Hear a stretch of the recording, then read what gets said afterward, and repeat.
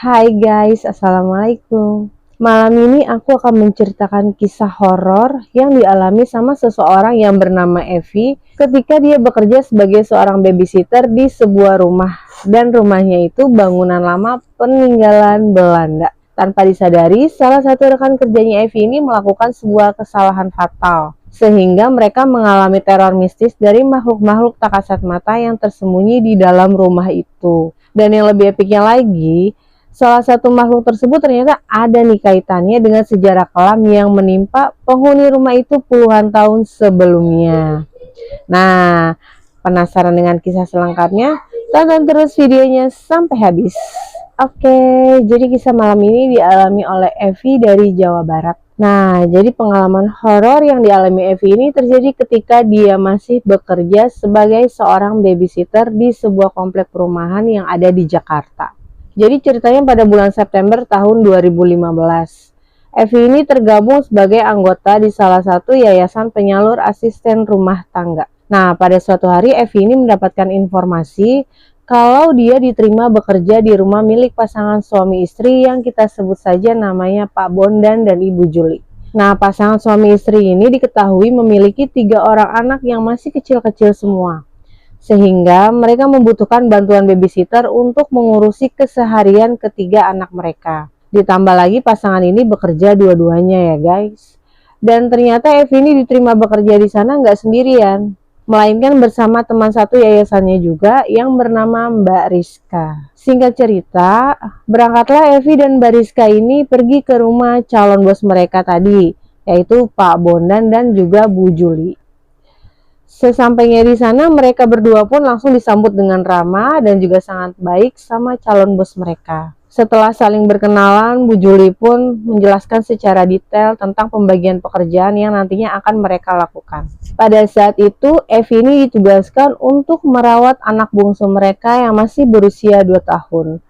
Sedangkan Bariska secara khusus ditugaskan untuk membereskan urusan-urusan di rumah, seperti memasak, mencuci, dan bersih-bersih. Jadi Mbak Rizka jadi ART-nya gitu ya. Dan selain itu Bu Juli sang majikan ini juga menjelaskan kalau di rumah itu ada nih seorang babysitter lain yang memang sudah bekerja lebih dulu sebelum mereka berdua. Namanya Mbak Ratna. Dan Mbak Ratna ini bertugas untuk merawat anak pertama mereka yang masih berusia 6 tahun dan juga anak kedua mereka yang masih berusia 4 tahun. Jadi di sini berarti Bu Juli memperkerjakan 3 orang ya. 2 babysitter dan 1 ART. Mbak Ratna jaga anak pertama dan kedua. Evi jaga anak ketiga.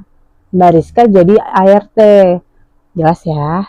Setelah menjelaskan tentang pembagian kerja tadi, Bu Juli pun meminta Evi dan Mbak Rizka untuk menandatangani kontrak kerja, di mana salah satu poinnya adalah mereka dilarang resign selama 1 tahun ke depan. Nah, ditandatanganlah kontrak tersebut kan. Selesai tanda tangan, Bu Juli pun memanggil Mbak Ratna dan meminta dia untuk berkenalan juga sama Evi dan juga Mbak Rizka. Dengan cepat mereka bertiga pun langsung akrab mengobrol satu sama lain. Tidak lama kemudian Mbak Ratna ini mengantar mereka untuk beristirahat di kamar yang memang sudah disediakan di rumah itu. Selain itu Mbak Ratna juga menjelaskan nih beberapa peraturan-peraturan yang memang ada di rumah ini. Mbak Ratna bilang, "Mbak-mbak sekalian, aku mau kasih tahu ya. Selama kalian bekerja di sini, jangan ada yang mandi waktu maghrib tiba. Terus, jangan mencabut atau membuang apapun yang ada di pintu dan di jendela. Ingat bagian sini." Nah, mendengar penjelasan itu, Evi sebenarnya mengiyakan tapi sambil ngebatin loh. Emangnya kenapa di pintu sama di jendela itu? Ada apa? Apa yang gak boleh dibuang? Meskipun penasaran, tapi Evi gak berani nanya. Ya secara masih anak baru ya kan. Akhirnya dia iyain aja. Ya sudahlah, memang kayak gitu kan peraturannya. Dan selain menjelaskan tentang peraturan di sana, Mbak Ratna ini juga mengajak mereka berdua berkeliling rumah sambil menjelaskan tempat-tempat yang memang ada di rumah itu. Misalnya, nanti kalau misalnya kalian sholat, tempatnya di sana ya. Kalau nanti mau jemur baju, tempatnya di sini ya. Kalau mau masak di situ dan lain-lain. Nah, pada saat berkeliling ini, Evi ini baru menyadari kalau rumah itu ternyata rumah tua, guys. alias bangunan lama gitu. Ruang lawas peninggalan Belanda dan seperti rumah peninggalan Belanda pada umumnya, tentu rumah itu pun memiliki pintu-pintu berukuran besar yang terbuat dari kayu jati kan. Dan selain itu, Evi ini juga notice nih, kalau tangga yang menghubungkan lantai 1 sama lantai 2 itu terbuatnya dari kayu, bukan dicor semen guys. Sehingga kata Mbak Ratna, kalau nanti kalian mau melewati tangga itu, kalian diharuskan berjalan dengan sangat pelan ya, supaya tidak menimbulkan suara bising. Soalnya setiap kali lewat tangga kayu itu terdengar suara hentakan kaki yang lumayan kencang. Jadi pelan-pelan ya nanti jalannya kayak gitu. Setelah berkeliling di rumah itu entah kenapa ya, perasaan aku langsung gak nyaman sama suasana di rumah itu, kata Evi. Pertama datang nggak apa-apa, tapi waktu berkeliling itu kok kayak bikin pusing hawa rumah ini. Tapi ya udah, Evi ini masih berusaha untuk positive thinking. Udahlah, nggak ada apa-apa. Kok kita di sini juga rame-rame. Aku nggak bisa keluar karena aku udah dikontrak 1 tahun. Udah aman lah pasti. Minggu-minggu pertama bekerja semua berjalan lancar. Nggak ada apa-apa guys. Baik Evi dan Bariska aman. Tapi pada saat memasuki bulan keempat, Mbak Rizka 2 nih yang mulai mengalami sebuah gangguan yang akhirnya bikin dia trauma berat. Jadi ceritanya pada suatu hari, Evi sama Mbak Ratna lagi pergi nemenin anak-anak ke sekolah dengan diantarkan oleh supirnya Bu Juli. Sebut saja namanya Pak Bejo. Nah, di sisi lain Bu Juli sama Pak Bondan sang majikan ini sudah meninggalkan rumah dari pagi karena keduanya memang harus bekerja. Alhasil di rumah itu cuma ada Mbak Rizka sendirian kan. Dan ketiga anaknya Bu Juli ini kalau misalnya berangkat ke sekolah itu harus ditungguin sama Mbak Evi dan Mbak Ratna sampai pada pulang. Jadi nggak cuma sekedar ngantar habis itu mereka balik, nggak gitu. Jadi kan Mbak Rizka sendirian nih di rumah dan biasanya kayak gitu juga. Nah pada hari itu setelah anak-anak sekolah dan kami pulang semuanya nih, anak-anak Mbak Ratna, Evi, supir pulang. Dan sampai rumah langsunglah mau masuk ke dalam rumah kan. Evi duluan nih yang masuk bilang, "Assalamualaikum Mbak Rizka." Tapi anehnya bukan jawaban salam yang dia dengar, melainkan sebuah suara tangisan dari Mbak Rizka. Di saat yang bersamaan, Mbak Rizka itu lari. Pucat banget muka dia. Lari dan nyamperin kami yang baru pada sampai. Ini siang-siang bolong loh ya. Kenapa, ada apa? Kenapa kamu nangis kayak gini? Evi nanya kan. Nah, karena ngerasa ada sesuatu yang gak beres, Mbak Ratna langsung ngeh nih. Dia langsung lah ajak anak-anak untuk pergi ke kamar dulu. Ya udah nak, masuk dulu gitu. Takut anak-anak ini ketakutan. Karena Mbak Rizka nangisnya histeris. Nah, gak lama kemudian Mbak Ratna keluar lagi. Ikutan nimbrung sama Evi yang masih menenangkan Mbak Rizka. Dengan sangat hati-hati ditanya lagi kan, "Ada apa Mbak Rizka? Kenapa? Coba tenang dulu. Kamu ngalamin apa?" Nggak langsung dijawab tuh. Kelihatan banget.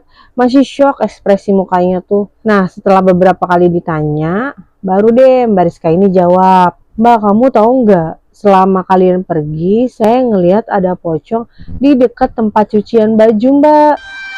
Dilihatin sama dia lama banget. Pocongnya bau busuk." "Hah? Siang bolong kayak gini loh?" "Iya, masa ada pocong?" Mbak Ratna nggak percaya juga. "Masa iya? Saya nggak pernah kenapa-napa lah di rumah ini." "Iya beneran demi Allah. Awalnya saya pikir juga saya halu. Tapi pocong itu malah terus-terusan ngedeket ke saya Mbak. Ya Allah Mbak, saya takut." Nah mereka berdua berusaha menenangkan Mbak Rizka lagi nih kan. "Tenang Mbak, tenang. Yuk kita mandi dulu, setelah itu kita sholat sama-sama." "Udah Mbak, insya Allah nggak akan apa-apa," kata mereka berdua kan. Dan alhamdulillahnya Mbak Rizka pun di saat itu sudah terlihat lebih tenang lagi. Setelah mereka berdua datang, ditemenin terus tuh pokoknya. Evi pikir udah tenang kan dia, melupakan hal itu, tapi ternyata tidak.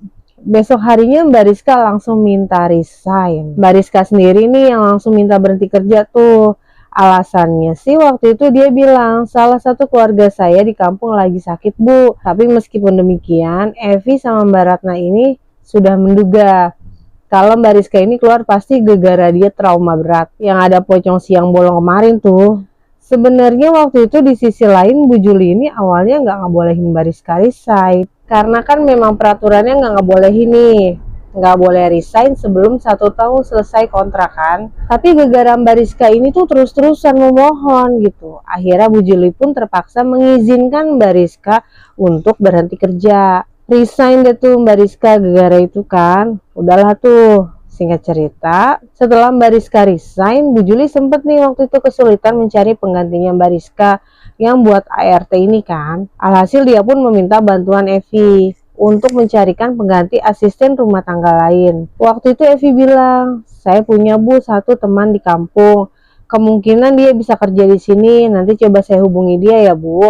Namanya Mbak Rina. Oh ya udah boleh deh. Tolong dibantu ya Evi. Kata si Bu Juli. Ternyata Mbak Rina ini bersedia guys bekerja di rumahnya Bu Juli. Udahlah tuh berapa hari kemudian datanglah Mbak Rina ini kan dari kampung juga menuju ke Jakarta. Sesampai yang di rumah itu Mbak Rina pun langsung menjelaskan tugas-tugasnya, yaitu mengurus urusan rumah tangga seperti Mbak Rizka dulu. Masak, nyapu, ngepel, dan lain sebagainya. Awalnya mereka semua bekerja dengan lancar dan baik-baik saja. Tapi pada suatu hari, ternyata Mbak Rina ini melakukan sebuah kesalahan yang cukup fatal guys. Dimana kesalahannya itu membuat mereka yang awalnya udah tenang-tenang aja nih, tiba-tiba mulailah itu dihantui oleh serentetan teror mistis. Kesalahan fatal ini dari Mbak Rina ya. Jadi ceritanya, pada suatu sore Mbak Rina ini dia lagi bersih-bersih rumah lah seperti biasa. Dan ketika dia sedang membersihkan sarang laba-laba di salah satu pintu, sarang laba-labanya ada di atas pintu gitu. Nah, dia coba bersihin pakai sapu. Dia merasa kalau kok sapu yang aku pakai buat ngebersihin ini kayak nyangkut sesuatu ya. Kok tersangkut? Karena penasaran, Mbak Rina pun menarik paksa sapu itu kan. Setelah berhasil menarik sapunya, di saat bersamaan ada bungkusan kecil yang ikut terjatuh dari atas pintu. Apa nih? Penasaran dia. Dia buka. Dan ketika bungkusan itu terbuka, betapa terkejutnya Mbak Rina ketika dia melihat bahwa bungkusan itu berisi kertas bertuliskan Raja atau tulisan Arab gundul. Di mana di dalamnya itu juga terdapat sebuah paku berwarna emas gitu. Apa nih? Ini bacaan apa? Menyadari ada sebuah benda yang tidak biasa. Mbak Rina pun kembali membungkus benda itu kan. Tapi nggak dibalikin lagi ke tempat semula. Tapi malah disimpan sama dia. Dan selain itu Mbak Rina ini juga tidak menceritakan kejadian itu kepada siapapun, termasuk sama Evi, sama Mbak Ratna. Udahlah, gak usah aku bilang sama siapa-siapa. Nanti daripada aku dimarahi, aku kan anak baru di sini. Jadi disimpan tuh sama dia bungkusannya, biar nggak ketahuan. Nah, singkat cerita, beberapa hari sejak kejadian itu, mulailah itu muncul sebuah gangguan yang menghantui Evi dan juga Mbak Rina. Ceritanya nih pada suatu malam, Mbak Rina ini lagi menyetrika baju kan di sebuah kamar yang ada di lantai atas, ditemani sama Evi. Gak lama kemudian terdengar suara gerimis, terus diikuti sama sekelibatan cahaya berwarna putih yang terlihat sangat janggal. Awalnya mereka pikir kilat petir gitu, tapi ketika kayaknya ada yang beda ya, dan tirai jendela yang ada dalam kamar itu posisinya memang sengaja dibuka. Makanya Evi sama Mbak Rina itu bisa ngelihat cahayanya kan.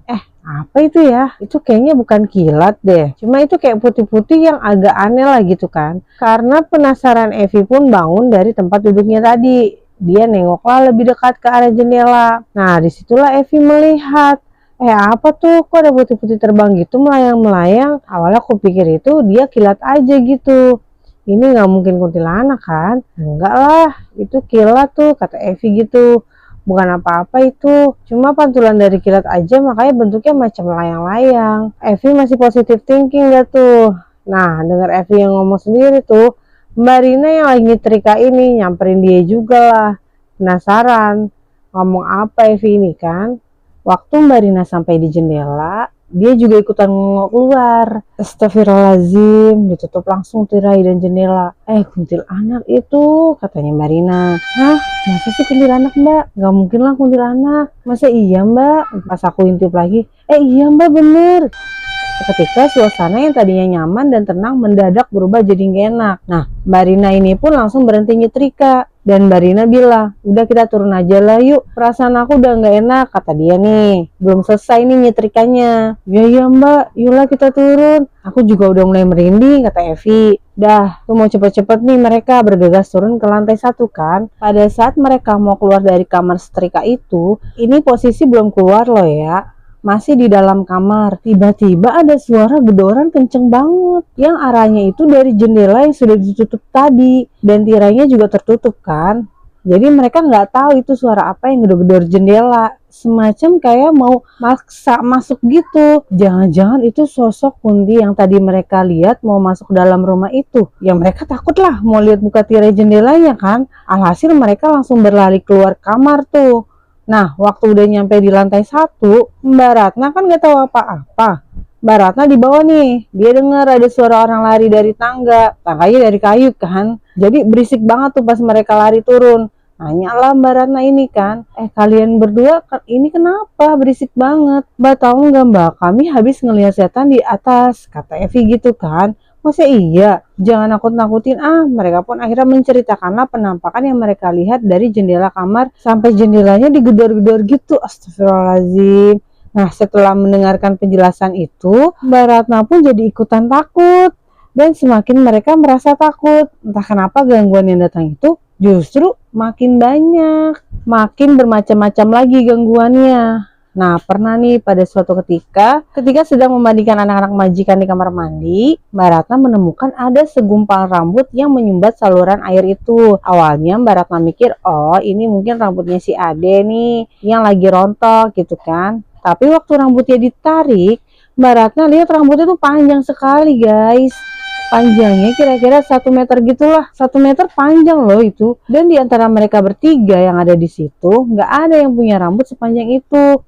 Bahkan Bu Juli alias ibunya anak-anak juga rambutnya aja cuma sebahu guys. Dan selain teror rambut, mereka ini juga sering mengalami kejadian mistis guys. Seperti mencium bau air secara tiba-tiba atau melihat sekelebat bayangan-bayangan misterius. Dan teror-teror itu pun terus berlanjut hingga puncaknya Evi sama Mbak Rina ini mengalami sebuah kejadian yang jauh lebih ekstrim lagi. Jadi ceritanya pada suatu hari, Bu Juli sekeluarga ini lagi keluar kota guys. Tanpa mengajak mereka bertiga kan. Hari itu tuh para ART dan babysitternya tuh dikasih jatah libur gitu untuk melakukan tugas-tugas mengurus anak dan juga mengurus rumah tangga. Jadi pas ibu majikan ini pergi, mereka bisa istirahat dulu lah di rumah. Nah, karena memang tidak ada kegiatan, mereka bertiga pun sepakat untuk menonton film bareng di TV. Nah, udah tuh mereka pun nonton film lah kan di ruang TV sambil mematikan lampu. Ya nonton ala-ala bioskop kayak gitu dah. Nah lagi asik-asik tuh nonton, tiba-tiba Mbak Ratna mau pergi ke dapur. Dia mau ngambil minum sama ngambil cemilan gitulah buat menemani santai mereka ini. Udah pergilah Mbak Ratna, tinggal Mbak Rina sama Evi kan. Nah terus tidak lama kemudian dari ruang TV itu dia dengar ada orang ngomong, tolong lampunya dinyalain ya biar terang. Nah, dengar itu Evi langsung beranjak dari duduk. Aku bilang, oke mbak, siap, katanya. Baru mau bangun dari duduk, tapi dari situ aku juga ngerasa ada yang aneh. Kok suaranya terdengar asing ya? Itu tuh bukan suara Mbak Ratna. Dan ternyata Mbak Rina juga menyadari keanehan itu. Dia dengar juga suara itu, tapi bukan suara Mbak Ratna tuh. Mereka saling pandang lah kan satu sama lain. Terus Mbak Rina ini nanya lagi, Evi itu suaranya Mbak Ratna bukan sih? Nggak tahu aku mbak. Tapi kok beda ya? Iya ya, aku juga ngerasa kok suaranya beda gitu. Nah, karena penasaran, mereka berdua akhirnya cobalah nengok ke belakang kan, ke arah sumber suara tadi. Dan kalian tahu apa yang mereka lihat? Tepat di saat mereka melihat ke belakang itu, ada pocong lagi ngintip mereka dari belakang tempat cucian yang lumayan jauh dari ruang TV. Astagfirullahaladzim. Tempat cucian tuh, tempat yang pernah dibilang sama Mbak Rizka dulu dia lihat pocong. Ingat kan kalian? Wajahnya memang gak begitu jelas, karena posisinya juga lumayan jauh. Jadi wajahnya memang gak kelihatan ya. Tapi yang paling jelas, kami berdua betul-betul mencium bau busuk sampai mereka mual-mual. Belum sempat mencerna keanehan itu, mereka kembali lagi dikejutkan dengan adanya suara seseorang yang lagi nurunin tangga dengan terburu-buru. Kalian inget kan tangga tuh dari kayu yang memang kalau misalnya diinjak itu pasti berisik kan. Nah ini kalau orang berlari kan pasti hentakannya lumayan kuat tuh. Kayak saat Evi dan Mbak Rina lari sebelumnya. Nggak mungkin pelan-pelan. Lihat lagi kan mereka ke tangga. Dan waktu mereka nengok itu, mereka lihat ada satu penampakan lagi yang tidak kalah menyeramkan. Ini kalian bayangin ya, pada saat itu juga mereka berdua melihat ada sosok noni-noni Belanda bergaun putih, bagian dada sampai wajahnya gosong terbakar. Dan selain itu mereka berdua juga melihat bawah roknya, rok noni Belanda itu dalam keadaan berasap dan masih ada macam percikan-percikan api itu. Kebayang nggak kayak gitu sosok yang lagi turun? Melihat dua penampakan di waktu yang bersamaan sekaligus, mereka berdua langsung teriak histeris. Mereka berpelukan sambil baca doa tuh. Ya Allah ya Robbi tolong kami. Mereka ngerasa tuh kejadiannya berasa kayak lama banget. Dan setelah itu baru Mbak Ratna datang. Mbak Ratna datang langsung dinyalakannya lampu. Kenapa kalian? Kok kayak gitu? Mbak kami baru diliatin setan lagi. Mana nggak ada, kata Mbak Ratna. Waktu kami buka mata memang udah nggak ada penampakan itu. Diceritakanlah semua sama Evi dan Mbak Rina. Tapi di sini meskipun mereka mengalami serentetan teror menyeramkan dari yang pertama si Mbak Rina tadi, mereka bertiga ini sama sekali tidak melaporkan hal itu kepada majikannya ya. Karena entah apa alasannya, tapi yang jelas mereka tetap diam merahasiakannya. Beberapa minggu kemudian, sampai akhirnya mereka bertiga ini sendiri yang mendapatkan jawaban apa penyebab munculnya gangguan-gangguan itu. Kalian pasti udah tahu lah kenapa kan. Tapi ada lagi nih, salah satu hal yang mind blowing. Jadi ceritanya, pada suatu siang mereka bertiga ini mendengar bel rumah berbunyi. Setelah dibuka, ternyata itu adalah seorang nenek-nenek. Kita sebut aja Nenek Sari. Siapa Nenek Sari? Ibu kandungnya Pak Bondan. Nah, Nenek Sari ini datang bersama dengan 3 orang asing. Yang pertama dan kedua ini adalah pasangan bule lansia. Pasangan bule ya. Pasangan bule lansia yang berusia 70-80 tahun dari Belanda. Dan satu lagi ini penerjemah bahasa Belanda. Oke, yang keempat ini baru Nenek Sari tadi. Setelah dibukain pintu, langsunglah mempersilahkan para tamu itu untuk duduk dan ya udah, itu kan rumah anaknya. Nggak lama kemudian mereka berempat, nenek pasangan bule sama si penerjemah ini berkeliling di dalam rumah itu sambil menjelaskan kondisi rumah itu dengan sangat detail. Pas sampai di bagian tangga yang tadi berisik itu, secara tiba-tiba si ibu-ibu bule lansia ini nangis. Nangis sambil meratapi dan mengelus-elus tangga kayu itu. Dia ngelus. Entahlah dia ngomong apa sambil nangis. Semua yang bertiga ini diem aja tuh. Dia ngelus-ngelusnya kayak gitu. Gak lama kemudian, keempatnya baliklah duduk lagi di ruang tamu. Dikasih minum lagi sama Mbak Rina. Di saat yang bersamaan, Evi ngerasa penasaran. Kenapa? Pastilah penasaran kan? Kepo dia. Kuping dia tuh mereka ngomongin apa. Terus kenapa tiba-tiba nangis kayak gitu di tangga tadi kan? Terus apa hubungan bule ini sama Pak Bondan? Pak Bondan ini kan orang Indonesia pribumi. Nggak ada bule-bulenya tuh. Berarti bukan saudaranya nih. Dan akhirnya semua pertanyaan itu pun terungkap setelah Evi kepo. Dia nguping nih pembicaraan mereka. Jadi ternyata pasangan bule itu adalah orang tua dari sosok hantu yang dilihat oleh Evi dan Mbak Rina tadi, sosok noni Belanda yang turun dari tangga tadi. Orang tuanya ini pada masa penjajahan Belanda dulu tinggal di rumah itu. Tapi pada suatu ketika, mereka diusir dari rumah itu. Dan rumah ini pun macam dibakar sama sekelompok orang yang memang tidak bertanggung jawab. Usut punya usut, kejadian itu ternyata merenggut nyawa seorang gadis perempuan. Gadis muda yang merupakan anak mereka. Yaitu sosok hantu noni Belanda yang Evi sama Mbak Rina lihat pas nobar gelap-gelapan. Itulah dia. Itulah kenapa ibu bule ini tiba-tiba nangis pas ngelihat tangga itu kan. Karena memang konon katanya anaknya itu meninggal ketika berusaha menyelamatkan diri saat menuruni tangga. Pada akhirnya gadis itu nggak selamat, tewas terbakar pas di tangga itu. Pada saat itu Evi menduga kalau pasangan Belanda ini memang sering berkunjung untuk berziarah ke makam keluarga mereka. Katanya 2 tahun sekali gitulah. Ada makamnya memang.